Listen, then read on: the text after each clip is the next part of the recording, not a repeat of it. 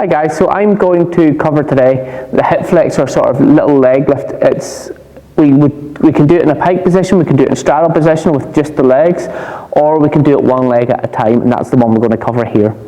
So it's great for building strength in the hip flexors, and it's great because strong hip flexors, the ability to pull that core compression strength, the ability to pull your body towards your legs, is great if you're actually trying to increase your flexibility in your hamstrings and things like that, because the antagonist muscle, when you're pulling it that way, will allow the other one to relax, and you'll end up getting further and you'll end up advancing your flexibility a little bit. So what we're going to do first is we're going to sit with your legs straight out in front, sit up as tall as you possibly can, and you're going to hug this knee. Right? So you're nice and square on, so you're not hugging over this way and you're not hugging that way. If you need to, hug the knee to get into position first, and then you can push yourself up that way. So we'll do one like this. So I'm sitting here and I've got something to lift my leg over, but initially what we can do is hug the knee in position, push yourselves up nice and tall, and lift. Just straight up.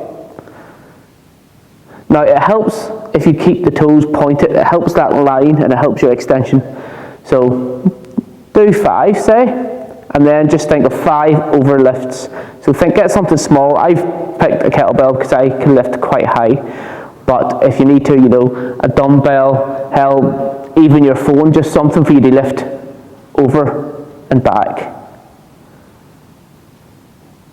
So again, keep it extended, try and stay as upright as you can. From there, then I would do it with just hugging the leg, so it forces you to sit up and use your core a little bit more rather than just totally supporting yourself.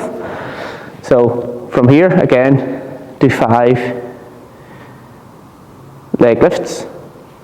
Okay, and you might get a bit of cramp here, and if you do, just give it a little wiggle, just get out of the position, get back in. So again, hug the core.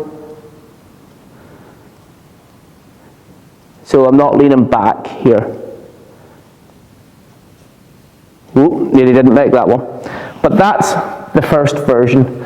That would be do one leg at a time. That builds up each side basically, so that you're not sitting there in the pike position trying to lift both legs and they're not coming anywhere.